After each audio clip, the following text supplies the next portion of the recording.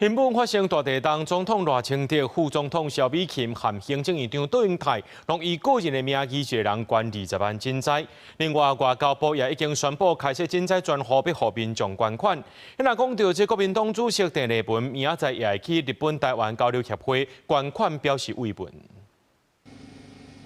新北發生7.1大地震，造成真濟人死傷，各界送溫暖。台灣已經完成搜救隊整備。內政部長劉世峰表示，只要接到日本政府正式請求，搜救隊會當在4點鐘內出發去新北支援。台灣からのメッセージは承知をしておりますが、その台灣の方々を含みまして、世界中から現在政府に対して温かいメッセージをいただいているところであります。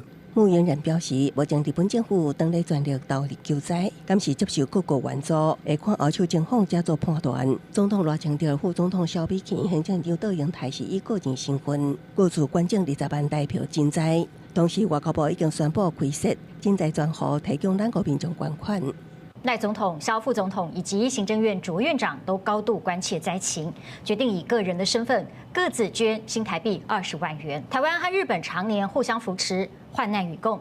我政府將持續掌握災情，並且提供必要的協助。民進黨秘書長徐國勇甲交通部長陳世凱也宣布，會捐出1個月會及投入救災國會的部分。民進黨立委羅水龍首先宣布捐出1個月薪水。傅怡瑩、柯志杰、李坤德等共黨多位立委也響應捐薪水。國民黨主席鄭麗文30日會去日本台灣交流協會交付捐款，表達慰問。鄭麗文主席上任之後，也和日本方面維持密切的關係。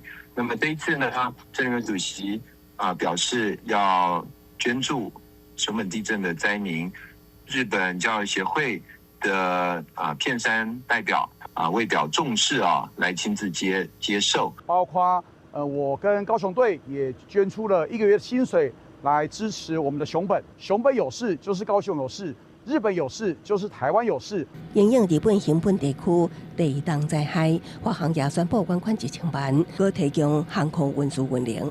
8月底進行協助免費，再分賑災物資，協助災後救援重建。記者綜合報道。